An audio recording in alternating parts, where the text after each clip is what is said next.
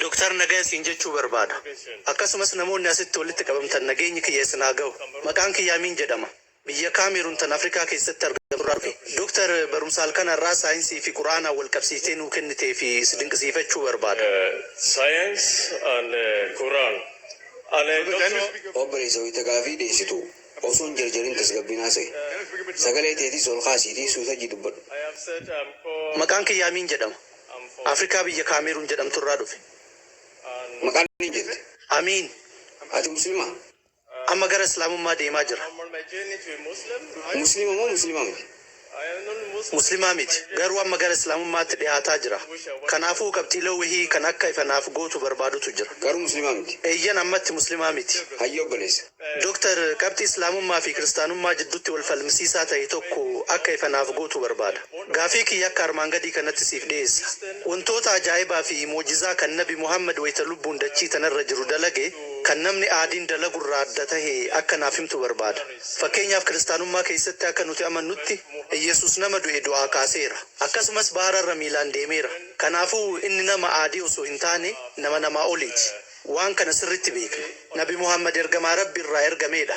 Kanaafuu Doktor raajiiwwan yookaan muujizaa ajaa'ibaa inni dalage kan anii fi ati arra dalaguu hin dandeenye akka naaf himtu barbaada.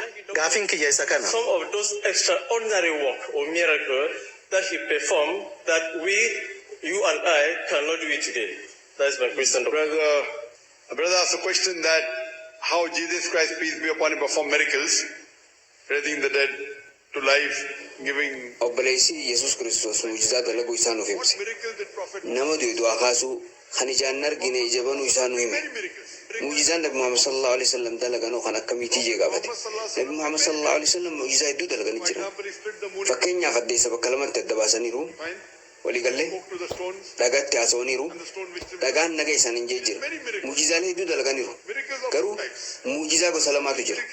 Muujizaaleen gariin kan yeroo dabre dalagaman kan amma nuti duuba deebinee mirkaneeffachuu hin dandeenyetu jira. Fakkeenyaaf Nabii Isaan alayhi salaam nama du'aa kaasuun isaa himamee jira. Nuti quraanni waan nutti himeef aman. Garuu har'aan tana namni tokko natti dhufe Yesus Kiristoos alayhi salaam nama du'aa kaasuu isaa naaf mirkaneessii osoo nan jee mirkaneessuu hin danda'u. Waan quraanni natti himeef aman. Atillee waan macaafni siif himeef amante. Garuu gama saayinsiitiin mirkaneessuu dandeessaa? Yesus Kiristoos alayhi salaam nama du'aa kaasuu isaa mirkaneessuu dandeessaa? Hin dandeessu. Yesus nama argaa dhabeef ija deebisee jira. Quraanni waan kana waan natti himeef amana. Atillee waan macaafni sitti himeef amante. Namni musliima ta'een yookaan kan kiristaana ta'een akka isaan mirkaneessuu na gaafate mirkaneessuu danda'a. Lakkiif duuba deebi'ee mirkaneessuu hin danda'u. Kanaafuu muujizaaleen akkanaa kunniin hundi yeroo irratti murtaa'udha. Haaluma wal fakkaatu muujizaaleen Nabi Muhammad sallallahu alaihi wasallam dalagan gariin isa akkasuma. Fakkeenyaaf ji'a bakka lamatti adda baasaniiru. Waan kanaaf duuba deebinee mirkaneessuu hin dandeenyu. Yeroon of duuba deebuu hin danda'u. Warri saayinsii addeessarra waan sarara fakkaatu wayitu jira jedhan. Tarii sun bakka addeessi bakka lamatti itti cite ta'uu mala. Ansirritti hin beeku. Muujizaan guddaan Nabi Muhammad sallallahu alaihi wasallam Quraana. Quraanni muujizaa oliiti. Waan Rabbi irraa buufame. Waxii Rabbi biraa Nabi Muhammad irratti buufame. Nabi Muhammad sallallahu alaihi wasallam waan dhaga'an qomatti qabachuudhaan irra deebi'anii himan. Kun muujizaa. Muujizaan kun arras mirkaneeffamuu ni danda'a. Arra mata duree Quraanaa fi saayinsiin ammayyaa wal simmoo wal dhabuu jedhu irratti haasa'utti jira. kanarratti hundaa'uudhaan Nabi Muhammad sallallahu alaihi wasallam nabiyyi sirrii ta'uu isaanii mirkaneessuu dandeenya. Nabi Muhammad sallallahu alaihi wasallam irratti quraanaatu buufame. Isaan ammoo irra deebi'anii dubbatan. Ammatti mirkaneeffamuu danda'uun isaa ammoo muujizaa ta'uu isaa nu mirkaneessa. Kanaafuu quraanni muujizaa beekuu isaa kan yeroo irratti murtooyne. Yeroo sanittis mirkaneeffamuu ni danda'a. Yeroon quraanni buufamu sun yeroo saayinsii fi teekinooloojiiti miti. Uummanni yeroo san ture waa'ee teekinooloojii humaa wanti beekan hin jiru. Yeroon sun yeroo ogbarruu fi ololooti. Fakkeenyaaf quraanni foon booyyee nyaachuun haraami.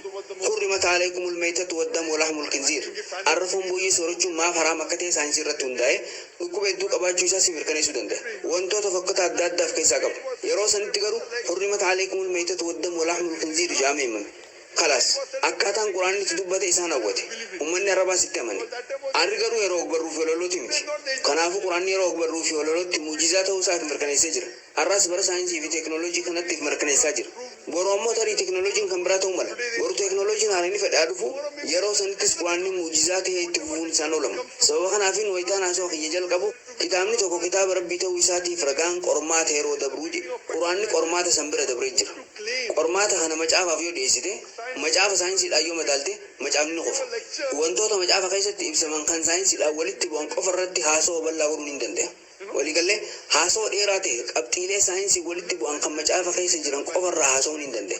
Kanaafuu macaafa waan kana fayyadamtee qormaattee macaafni ni kufa. Kitaabban quraanaan ala jiran hunda karaa kanaan yoo qormaatte kitaabban hundinuu ni kufu. Quraana qofatu qormaata san dabra. Kanaafuu muujizaan hanga irraattis jiru kan Nabi Muhammad sallallahu alaihi wasallam kenname quraana. Ati Nabi Muhammad sallallahu alaihi wasallam amantaa? Nin amana. Nabi Muhammad sallallahu alaihi wasallam ergamaa rabbii ta'uu isaanii amantaa? Nabi Muhammad ergamaa rabbiiti. The messenger of Allah as a Do you believe that? Yesuus gooftaadha itti amantaa? Eeyyan nin amana. Bakka kamitti macaafa keessatti Yesuus gooftaadha jedhamee ibsame?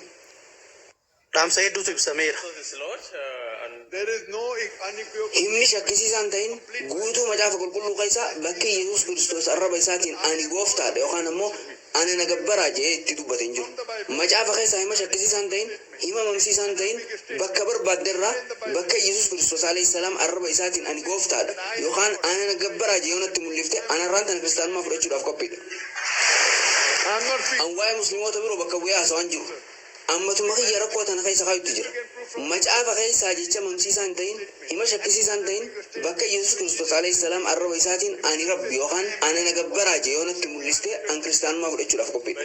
Dooktar qabxii takka irratti akka yaada kennu na hayyami. Yoon dogongoruu baadhee fi maqaan gaad jedhu afaan arabaatiin Allah kan jedhuun bakka bu'a. Kanaafuu isa afaan arabaatiin Allah jedhuu fi afaan ingiliffaan ammoo gaad jedhaa fayyadamna. Maqaan kunniin lamaan rabbii nuti hundi gabbarru isa tokkicha jennee amannu san bakka bu'a. Rabbii tokkicha maqaa garagaraa lamaan gabbaraa jirra. Obboleessi jechi nuti Allah jennu sun isa ingiliffaan gaad jedhamuun tokko ta'uu isaa gaafate. Jechi Allah jiru jecha afaan arabaati. Gaad ammoo afaan ingiliffaati. An akka dhuunfaatti jecha Allah jiru gara afaan ingiliffaatti gaad jedhee kun jaaladhu. Garuu filmaata biraan qabu. Ta'ullee jechi gaad jiru maqaa Allah jiru qajeelatti bakka bu'u. Maaliif? Sababni isaa jechi gaad jiru jecha horuu danda'u. Jecha gaad jirutti qubeessi yoo dabalte gaadsi ta'a. Kun ammoo gooftaa hedduu jechuudha. Qul huwallahu ahad rabbi tokkicha. Allah baay'ee wanti jaamu hin jiru. Jecha faazar juumoo yetti taate gaad faazar ta'a. Abbaa kiristinnaa jechuudha. Inni abbaa kiristinnaa kiyya. Inni kunuunsaa kiyya akka jechuuti. Islaamummaa keessatti wanti Allah faazar yookaan Allah maazar jaamu hin jiru. Maazar kan jiru gaad irratti yoo taate gaad maazar haadha kiristinnaa ta'a. Kanaafuu jechi gaad jiru maxxantoota hedduu fudhachuu danda'a. Jecha gaad jiru irratti DSS yoo taate gaadis ta'a. Gooftaan talaa jechuudha. Wanti Allah dhiira Allah dubra jaamu hin jiru. Allah subhaanahu wa ta'ala waan hundarraa adda. Rabbi saalan qabu. Rabbi subhaanahu wa ta'ala abbaan qabu. Jecha gaad jiru durarratti tiin kan jiru yoo taate tiin gaad ta'a. Wanti tiin Allah jaamu hin jiru. Sababa kanaaf jechi gaad jiru jecha sirriiti miti. Allah isa jirutu sirriidha. Garuu itti afaan ingiliffaa dubbattu jecha biraa gaarii argachuu rakkisaadha. Anillee kanumaaf gaar kan jirutti fayyadamu. Jechi biraa gaariin hin jiru. Jechi gaar jiru maxxantuu hedduu fudhachuu danda'a. Kanaafuu jechi sirriidha Allah isa jiru. Sababa kanaaf hongeela Maatewos boqonnaa 15:34 yeroo dubbistu Yesuus Kiristoos wayita masqala irratti fannifame jaamisan Ellaay Ellaay lamaa sabaqtanii jee waaqa isaatti jedhe. Waaqayyo maaliif na dhiiste jechuudha. Jechi jalqabaa Ellaay Ellaay lamaa sabaqtanii jedha. Yesuus gaar maaf na dhiiste jeeni jenne. Sababni isaa inni afaan ingiliffaan beeku. Yesuus Kiristoos afaan ingiliffaan beeku. Afaan Ibruu fi afaan Arabaa immoo obboleeyyan. Inni Ellaay lamaa sabaqtanii jiru isa Allah lamaa taraktanii jiru wal fakkaata. Yaa Rabbi maaliif na dhiiste jechuudha. Kanaafuu Yesuus Kiristoos matummaan isaatu jecha gaar jiru fayyadamu. Inni jecha Allah jiru fayyadamu. Dikshinarii Scofield yoo dubbistu jechi Ellaay jiru fi Allah jiru tokko ta'uun isaanii ibsamee jira. Akkasumas Yesuus Kiristoos alayhi salaam guyyaa takkallee angooftaadha jee aangoo gooftummaan fudhanne. Ati ammoo inni gooftaadha jettee dubbatta. Wanti ansi gaafachuu barbaadu silaa Yesuus Kiristoos alayhi salaam angooftaadha siin hin jenne ati maaliif inni gooftaadha jetta. God, why do you believe he's God? Macaafa itti dubbistu wangeela Yohaannis boqonnaa 10:29 irratti Yesuus Kiristoos abbaan kiyya hundumaa caalaa jedhee dubbatee jira. Wangeela Maatewos boqonnaa 12:28 irratti ana hafuura Waaqayyootiin hafuura hamtootaa baasaa jedhamee ibsamee jira. Wangeela Yohaannis boqonnaa 5:30 irratti ani humna kootiin homaa gochuu hin danda'u. Abbaa koo irraa akka dhageetti nan murteessa. Wangeela Luqaas boqonnaa 11:20 irratti ani garuu humna Waaqayyootiin hafuura hamtootaa baasa. Wangeela Yohaannis boqonnaa 5:30 irratti ani humna kootiin homaa gochuu hin danda'u. Abbaa koo irraa akka dhageetti nan murteessa. Murteen an murteessus qajeelaadha. Anoo yaada koo duukaa bu'uun barbaadu. Yaada isan ergee duukaan bu'a malee jedhe. Namni yaada kiyya osoo hin taane yaada Rabbii duukaa bu'a jee muslima. Kanaafuu Yesuus Kiristoos muslima ture. Eega Yesuus Kiristoos alayhi salaam gooftaadha hin jenne ati maaliif itti amanta? Waan bataskaanni sitti meefi? Waan bataskaanni jetteefi miti. Macaafni bakka kamitti akkas jee barsiisere? Nuti waan nutti himame hunda hubanneerra. Wanti inni ansin jechaa jirus kanuma bara. Waan bataskaanni isin hin jette hordoftan. Bataskaanni karaa irraa simmisaa jirti. Nuti bataskaanatti waaqa keenyatti kadhanna. Akkasumas Kanaafuu ati dhaqee abbaa kiristinnaa yookaan qeessii gatiin namichi Dr. Zaakir Jaamoo kan Dubaayitti arge tokko macaafa keessatti bakka takkatti illee Yesuus gooftaadha ofiin hin jenne iji haasa'u hojii ittiin. Bakka takkatti illee Yesuus arraba isaatiin an gooftaa keessa hin jenne. Dubbiin warri bataskaanaa isinii himu hundi hiikkaa dogoggoraati. Kanaaf obboleessa wayita gara manaa deebitu hojii manaa kee dalagi. Kaasee taxiyya kan wal fakkeenya Islaamaa fi Kiristaanummaa juus laale. Inshaallah dhugaa isaanii hubatta. Rabbi tokkicha ta'uu isaanii amanta. Nabi Muhammad sallallahu alaihi wasallam ergama Rabbii ta'uu isaanii amanta. Akkasumas Yesuus illee ergama Rabbii ta'uu isaanii amanta. Deebisaas fi kan ni jabda. Muhammad is the messenger of God, and even Jesus is the messenger of God, peace be upon him. Hope that answers the question. hedduu galatoomi.